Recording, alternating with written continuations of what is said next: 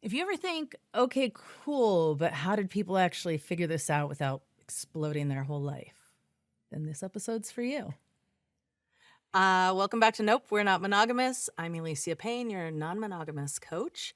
And today I'm talking with Natalie Davis, the editor of Polyamory Today and the author of a new book, Saying Yes, My Adventures in Non-Monogamy.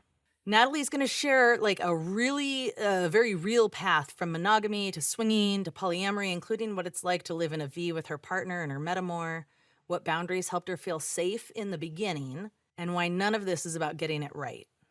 It's about staying honest, staying kind, and adjusting as you learn, which I'm sure you guys already know.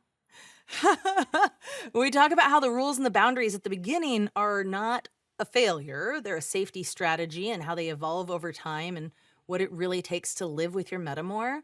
Plus, a couple of other little goodies like age gap relationships, communication, and how non monogamy can expand your life in ways that you never expected. Enjoy.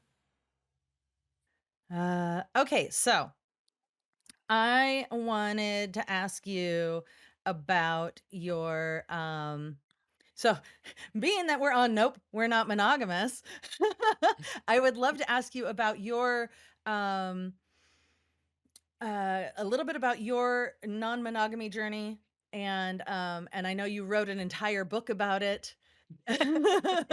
Saying I'll try to give you the nutshell, yeah.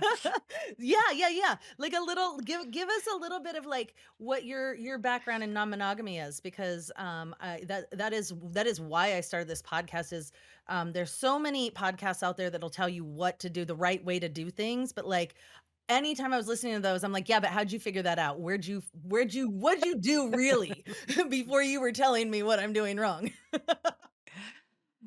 Yeah, it's really just doing it, just experiencing it is that's that you gotta do it that way, and yes, there's help along the way, but the great thing about non-monogamy is you get to write your own rules, tailor it to fit you, and as you know, my personal journey, and this is why I wrote this book, Saying Yes, My Adventures in Polyamory, is because it is not a place I ever thought I would be.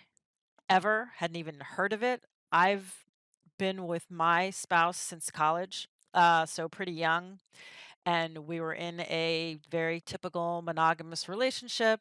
We met in college, we fell in love.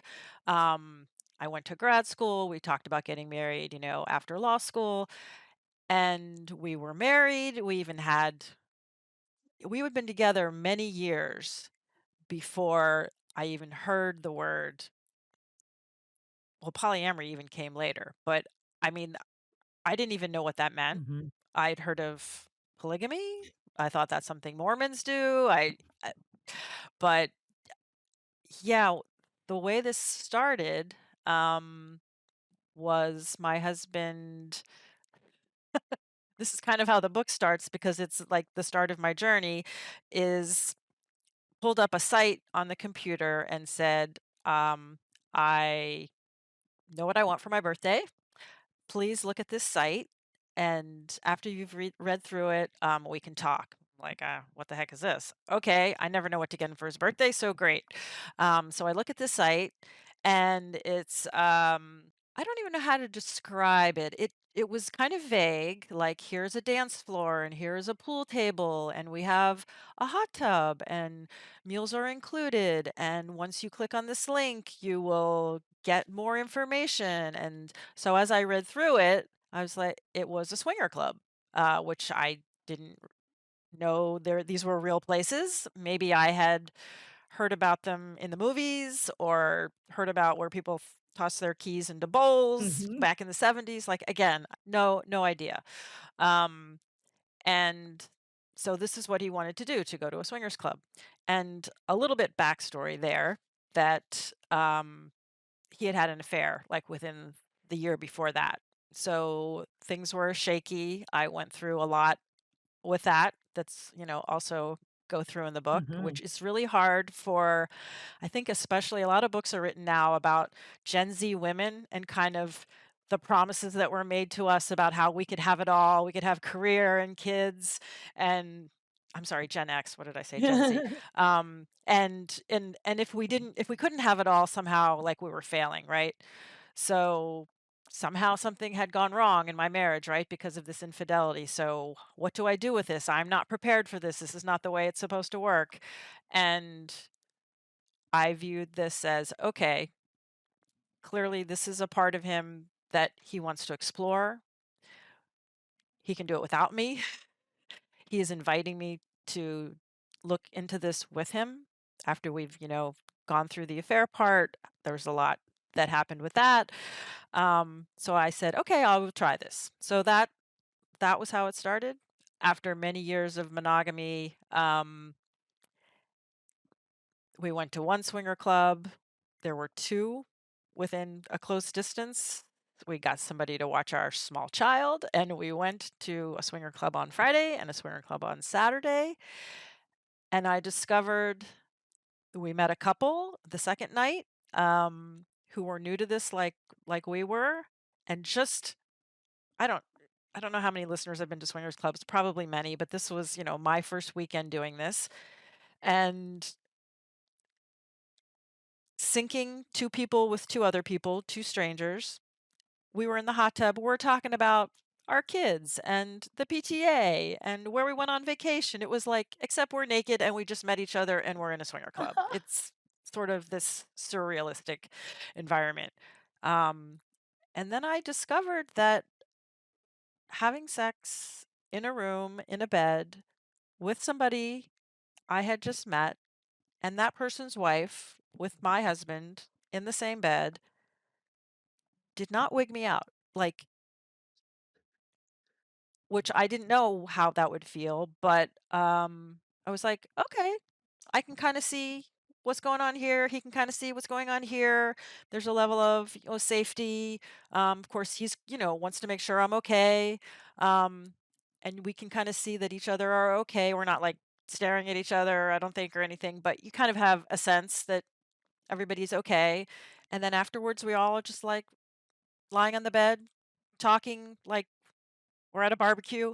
It was oddly not odd. Uh-huh. Um, and that was probably, I guess, the best way to have your first experience, that it was okay and it, like, nobody freaked out, no one ran out of the room, nobody, not that those experience didn't happen later, but at least my first experience wasn't like that. Yeah. Um, and so that's kind of how it started, and then getting on the sites, and, my husband basically managed all that because it's a lot of work, Mhm. and I we did that on and off, but, I had a kid, we were kind of in the middle of our careers, a lot of stuff going on in our lives, so we, were kind of dipped in and out of that, and it wasn't until my husband was deployed for the first time.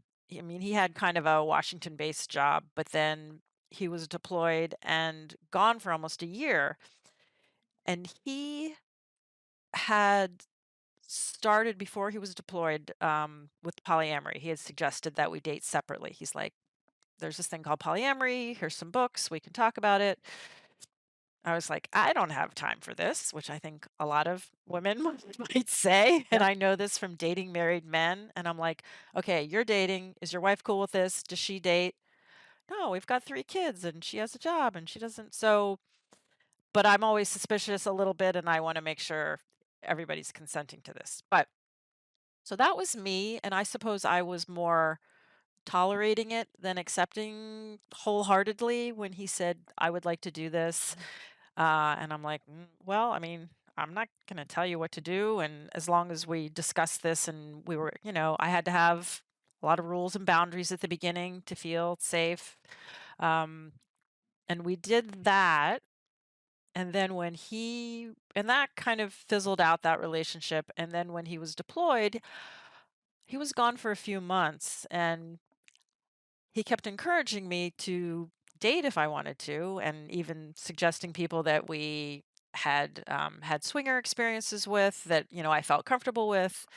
And then I had my first solo experience, with somebody who was a very good friend of mine that I had met through the swinger scene, but we were really more friends. Like, we didn't weren't intimate that way. But then when I thought, well, let's let's see if maybe the two of us can do this. And that was also a nice way to start because it was comfortable Yeah. and we knew each other. I mean, it was still a little weird to get kind of like wear my sexy lingerie and drive to some guy's house who I knew for many years, but still, it was a much different dynamic than the two of us going to a place or a party and knowing, that my husband was going to be there. And this was just me. This was like dating. And I hadn't dated since, college. So this was a long time ago. Um, and then while he was away, I had a couple experiences and then kind of like aha moments like, oh, I see why he would want to do this. Like the validation, the excitement, the new connection, all of that. And it was not something like it was just mine too. It wasn't like I Mhm. was sharing this with three other people. Um, and and then started developing more long-term affectionate, fuller relationships as I went through my polyamorous path and then discovered metamores, his girlfriends, my boyfriends, wives, and all that whole new dynamic. So, and that has led me here to having my nesting partner husband and other partners and living with my metamor. And that's, I guess, the full circle. That's amazing. Oh, I love that you had very pleasant first experiences. Like that's like an excellent gateway to like when people that have like really hard first experiences, it's like, oh, everyone after that, you're just waiting for the other shoe to drop. Uh, Yeah. I mean, I had that a little bit with my first real boyfriend's wife Mm. as like a metamor experience. That was rough. Um, I learned a lot, but I think there was like a chilling effect a bit. I was a little gun shy meeting my next relationship's spouse. I was like bracing myself for trauma, unpleasantness, not on board, I don't know. And then when that didn't happen, that was lovely. Yeah. But you don't know because while you can pick your other partners, you can't pick your metamors. Kind of, when you get married, your in-laws are who your in-laws Yeah. are, or and you work through it because they are part of your life and they are important to the person who's important to you. Yep. And you have different kinds and different levels of relationships with your partner's partners. Yeah. I've had some, I mean, where we're cordial to each other, some where we have our own outings together, and some that, I don't see because they're comments and they only come here so often. But at a minimum, it's important for us that we are cordial and hospitable to people that come into our house Mhm. that are our partner's partners.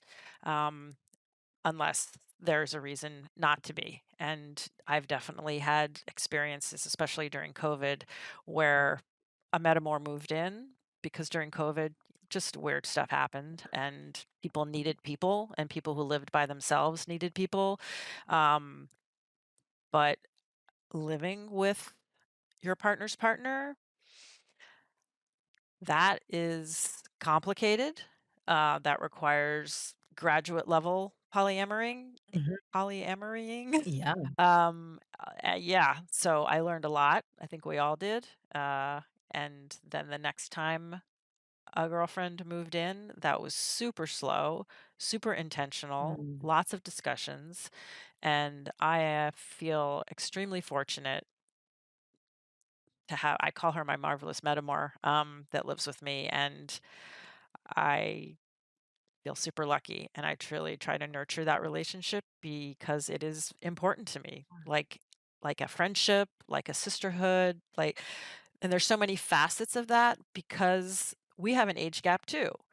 But so I shouldn't say but and she enriches our lives so much as well. There are so many things she knows more than me about. I mean, I have more life experience, but okay, I mean, this is her headset and she's telling me where the input and the output go, and yeah, she she knows a lot more about cooking than I do because it's a passion of hers. Um and she works in a related field that I used to work in, so that's something that I can help her with. And it and just that cannot work unless your expectations match also. Yeah. The way that you interact with your V and what you expect from that relationship. You can't be competing and living in the same house, Mm. um, which I learned, and it's nice that that works. It's like I have a younger sister, and I don't feel that we ever competed for our parents' love and the way our relationships worked because we were enough different in what interest us and where our passions were. You know, we weren't both like gymnasts and we were competing for who did the best. So that's nice when there's overlap with your metamor, but enough differences. Mhm. Um And it's I don't know, I feel like I should knock wood, but it's still working and we've been living together almost 4 years, I so. love that. That's so good. What would you say were the top, like, what was the top lesson you learned from the first round of that? I don't think it's a failure that if your expectations don't match, your personalities don't jibe, and you can't make it work. Like, God, people are just so different, and I don't fault a person or feel that anyone failed or messed up. Like, we tried, but I also learned what I needed in my house, Mhm. and my house cannot be a place where there is always a tension, Mhm. um, an underlying current of competition, or I don't feel that now. But in the other relationship, it was so much about dividing up exactly half the amount of time, and that was exhausting, Yeah. and it was because our expectations and our needs did not match, and that's okay, and that person, I hope, is getting her needs and wants met through a relationship where that just couldn't happen here. Yeah. Um, Yeah. and so we talked a lot about that, and I could see from interacting with my metamor that lives with us now, how that worked. And if you could just see us preparing a meal. I mean, like, we have our roles and it's just like Yeah. seamless. We don't even talk. Um, she likes to cook much more than I do and not really like to shop. She works out of the house and is more likes to do things in the house. I'm the one that leaves the house. I do all the shopping and the errands and make sure, what do you need? Is it on the list? And then at dinner afterwards, we clear the table. She and I put the food away. He starts washing the dishes. Um, and it's just like this seamless way. Like, he doesn't like to figure out like what container the leftovers go in, and that's like too much. But he's at the sink. He's washing all the pans, all the dishes that help to make this meal beautiful. He's the one because he likes the table. He likes candles. He's much more romantic than I am. He picks the music for dinner. Um, Kind of a theme. I mean, if we're having a certain kind of food, he might try to find like, oh, if we're having like an Indian meal, he might try to find some music that goes with that. Or if we've all had a bad day and he knows maybe some chill music. And this is our family time is our dinners. If we're all in the house, the three of us, we talk about our day. We talk about what else we've got going on, something we read in the news, whatever it might be. And I cherish that. I call it my family time. And so when one or more of us is traveling and we don't get to have those dinners, I really miss them, not just because of the fabulous healthy meals that are prepared, but the camaraderie and the calm and the love and and also just the fun because we sit there and we plan the next thing we're going to do, a trip we might be taking, or a club we're going to, or the two of them might be going somewhere and I'm doing something else. Um, so creating that family, again, is something I never thought I would have.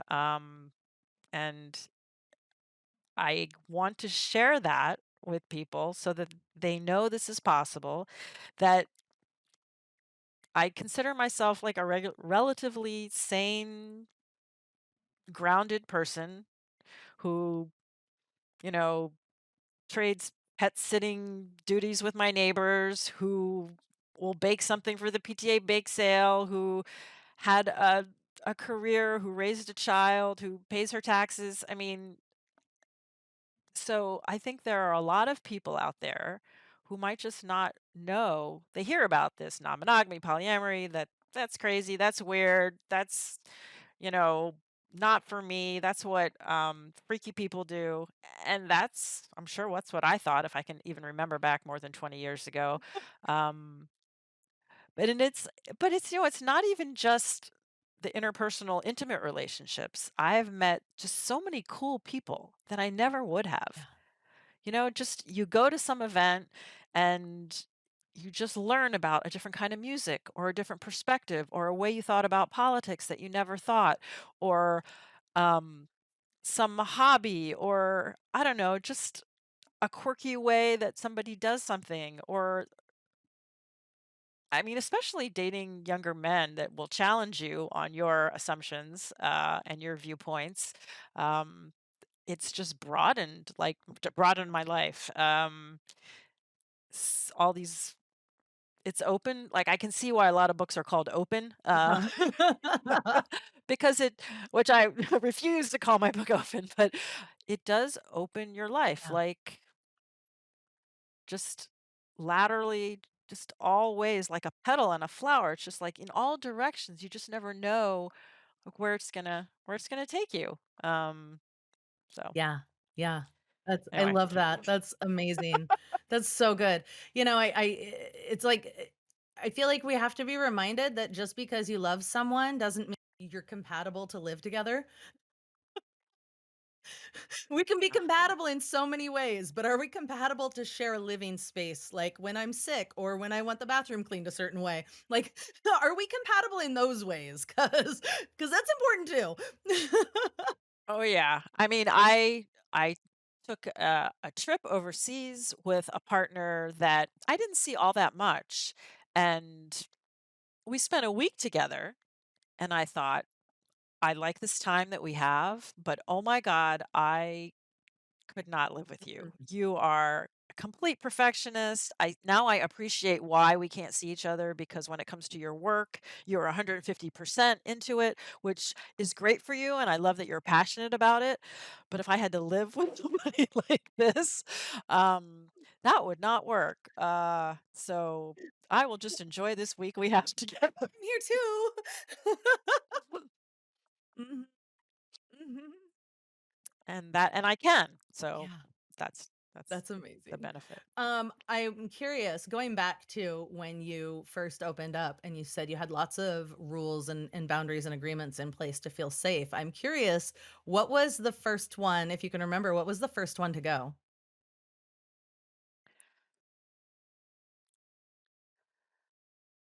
I don't know if it was the first one, but definitely, and part of this had to do with the person that my partner decided to date separately with. It was the person he had the affair with. So that was Layers. never going to be great for me. Mhm. So I probably had more rules than I might have. But I did not want her in my Yeah. house. That was, and that's pretty rough. Um, which is fine. They worked around that. They went other places. I mean, I certainly didn't want her in my bed. Um, I had this really kind of mean rule. We had a motorcycle back then, and we didn't get to ride it that much because we're sort of fair weather riders, and someone would have to watch the kid, or so we didn't get to ride it that much. So I didn't want her to ride that. I'm like, that's our thing. You can't. I was very restrictive that way. It was We discussed how many times a month they would see each other. Mm. Um, but it once he got out of that relationship that was hard for me because of the way it started, his next relationship, when he got back from his deployment, she was over here almost every weekend because she lived with, like, had a roommate who I don't think really approved of their relationship. She was in grad school, she would be over here on the weekends, she would be studying, she'd have breakfast with us, she slept we had a, extra room and she slept up there.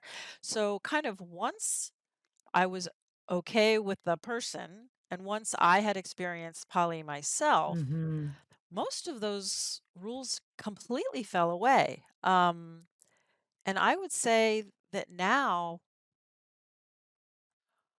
I don't know that we have any.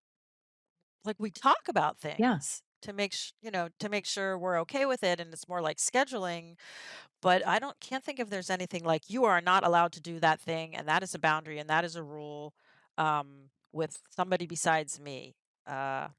I think we have rules. I mean, I know we have rules a lot of times because of fear. Yeah. You know, I want and control. I needed to be able to control that relationship because it scared me. Yeah. I felt threatened by it.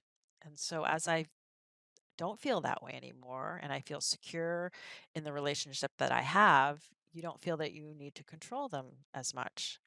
But I think people should have rules and boundaries and whatever they need to feel safe, and then but also none of this has to be forever, and you need to talk about all of it, and if something happens that rubs you the wrong way and you think, "Oh, I didn't even know that was gonna bother me until it happened," and the other person might not have known either, but it's okay to say, "Hey, I know we said it was okay if someone slept in our bed, had sex in our bed, but now that you did it, and I'm not mad because we didn't talk about it, I think I want that to be a boundary. I think just be in the guest room."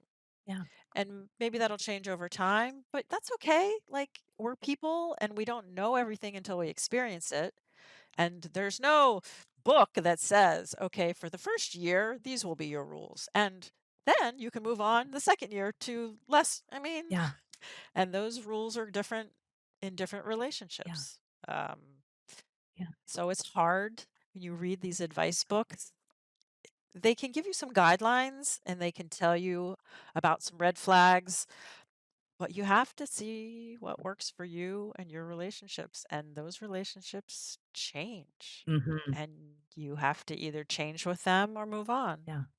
Yeah. So, I think that's really helpful for people to hear that, like, in the beginning, I had all of these rules. I was trying to create a sense of safety for myself.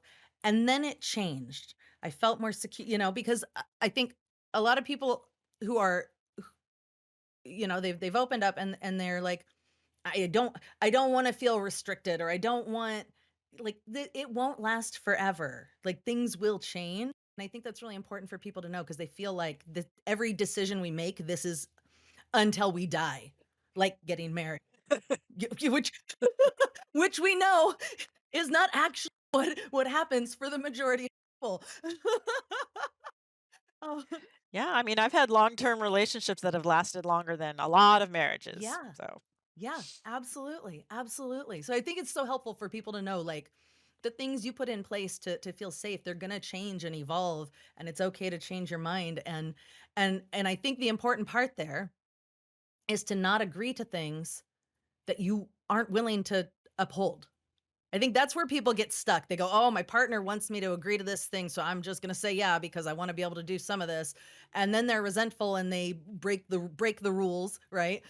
Because they didn't really want to agree to it. And I think that's like, don't agree to things you don't want to agree to, or like set a time frame so you can go, let's revisit this idea in 6 months. exactly. And I have to say this would never have worked if my husband had not been a good communicator and also in the wake of the affair let me say everything I needed to say. Mm, Let me yell, let me cry, let me be insecure, yeah, let me be angry, and he would listen. And when I would say something like, "I don't want her on the motorcycle," and he's like, "I hear you. I Are you sure?" Is that something you can think about for yes, I will not have her on the motorcycle, but that seems like maybe not necessary, like and then, and now I think about it, I'm like, "That was just mean." I mean, that was just mean. Mm. But I f it's the fear, like they say jealousy is fear of Yeah. something. It's and fear of loss, fear of those things that connected us.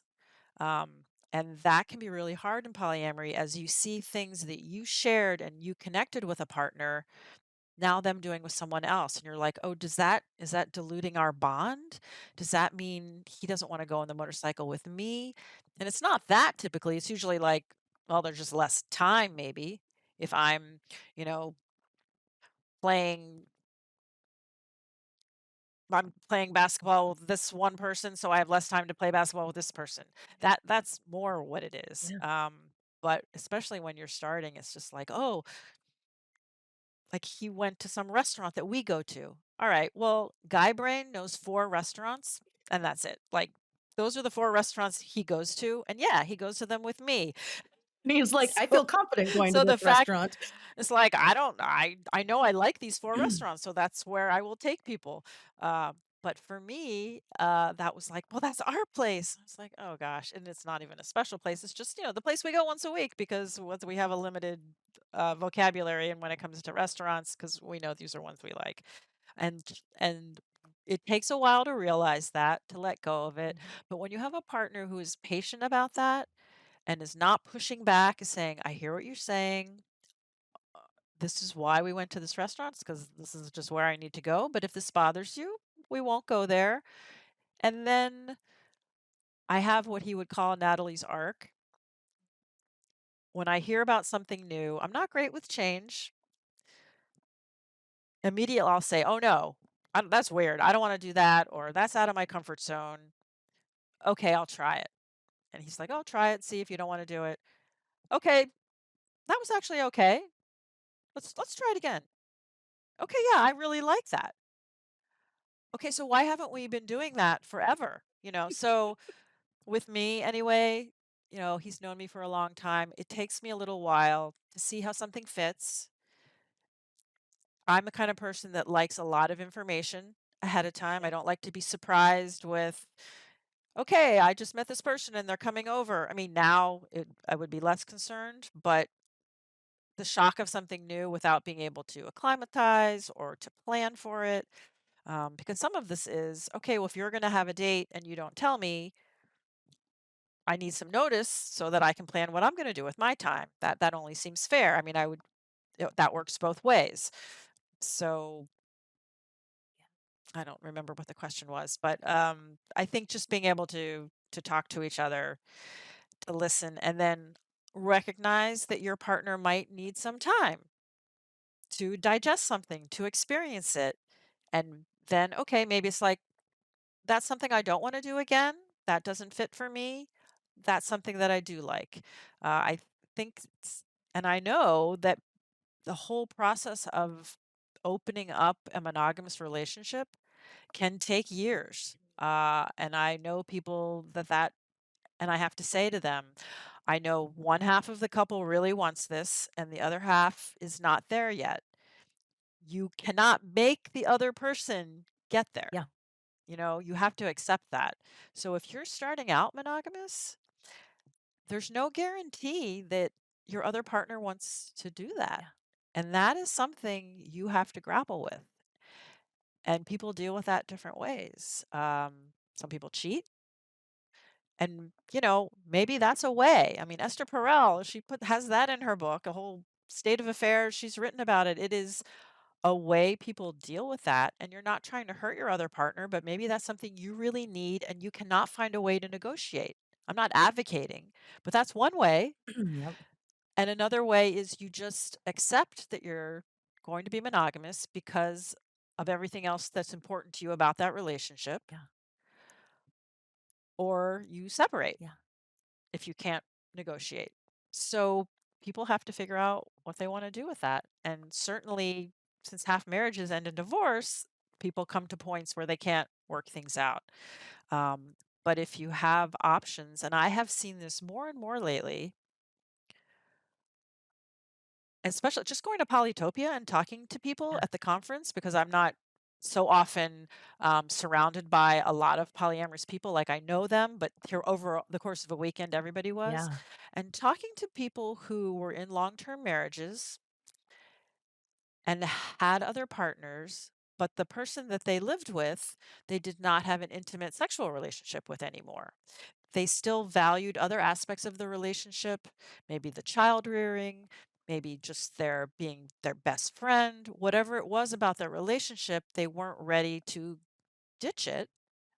Um, so that is a way to keep the parts of a long-term relationship that you love and value and have your needs met elsewhere, Mm.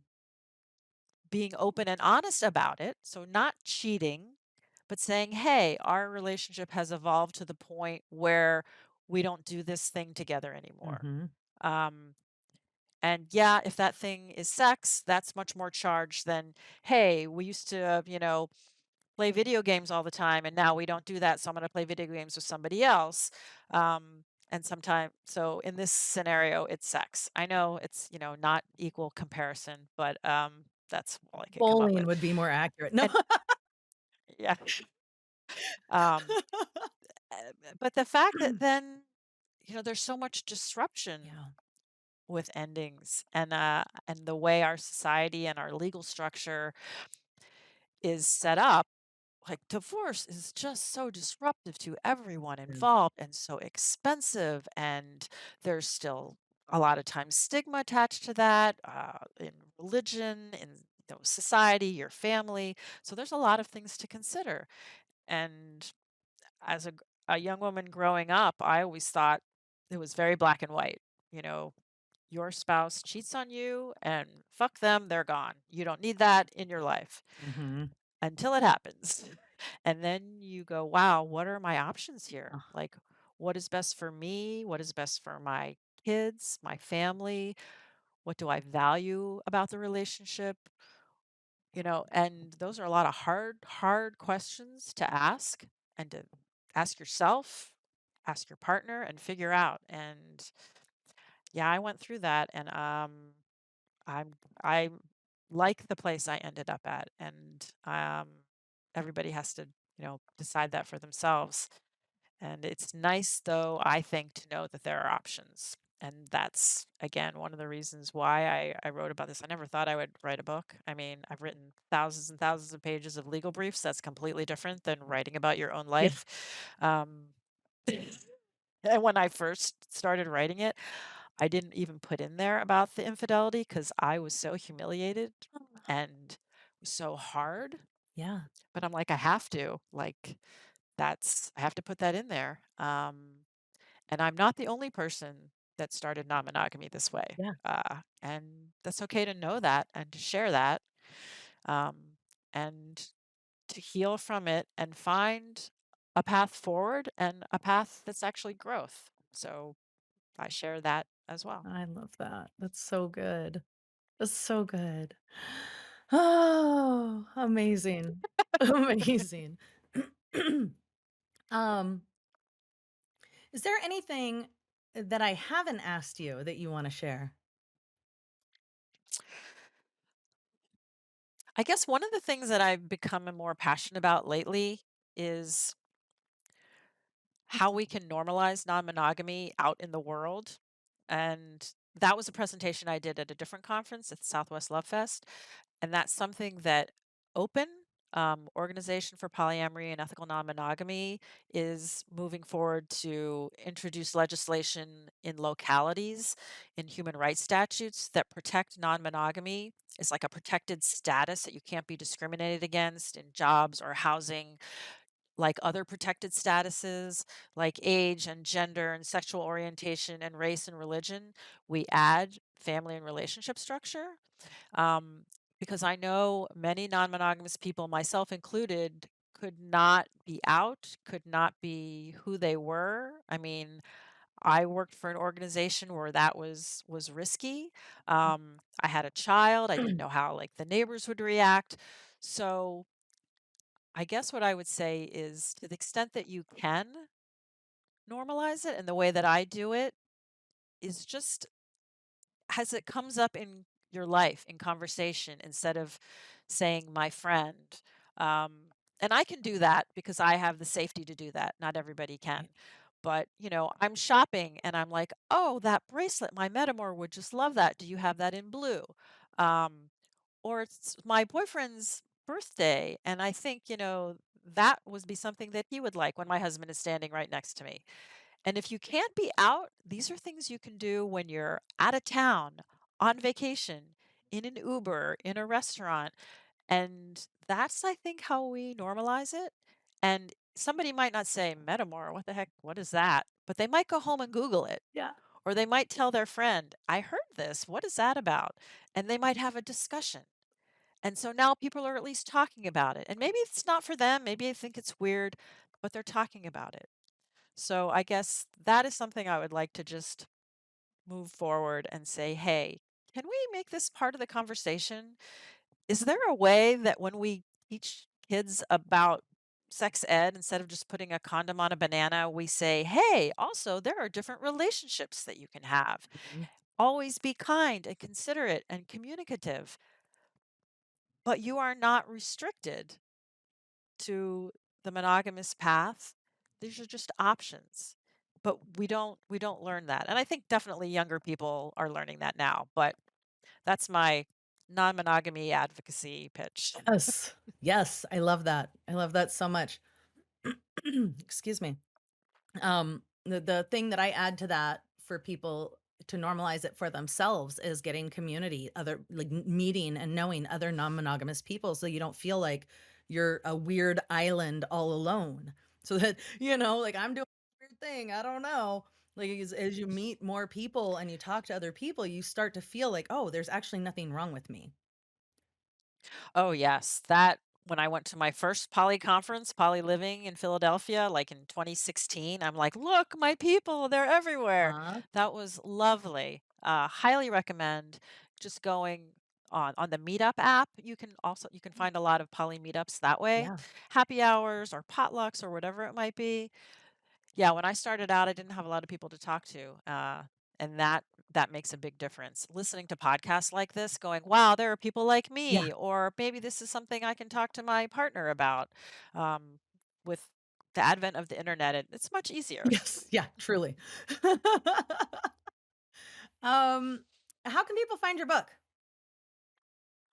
So, like I said, it's called Saying Yes: My Adventures in Polyamory, by Natalie Davis. You can put that in the search bar for Amazon, Barnes and Noble, bookshop.org for your independent bookstores.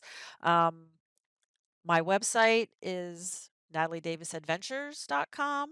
I write stories on Medium that are like a slice of life, usually my current life. I probably got 40 or 45 stories on there. So I'm Natalie Davis Adventures on the Medium site. I'm on Instagram under the same handle. I don't post a lot. Um, and the Medium stories, those are things that resonate for me. They're not advice columns. They're experiences that I think others might be interested to hear about, they might resonate with them. They're behind a paywall wall, but I always have a link that you can click after the first paragraph so that you can read them if you're not a member. So definitely just one, oh, let's just see what's going on in this person's poly life. And that might be something that is interesting to me. Or they've encountered a problem that I have also. So those are basically the ways that you can find me. I am excited about the book. I mean, this is my first book, and it's yeah, it's my life. It's all true. I mean, the names are changed, but Yeah. it's all in there. Love it. I love it so much. Amazing. Thank you. Thank you so much for coming on. This has been fantastic. Thank you. I love talking about this, and if somebody gets anything out of it, then it's a win. Yay. Oh, I have one more question for you. And this one, this one doesn't go on the main episode, but goes to our supporters on patreon.com/not monogamous. And the segment is just the tip. And it's, what is a favorite or best sex tip that you would give people? No pressure.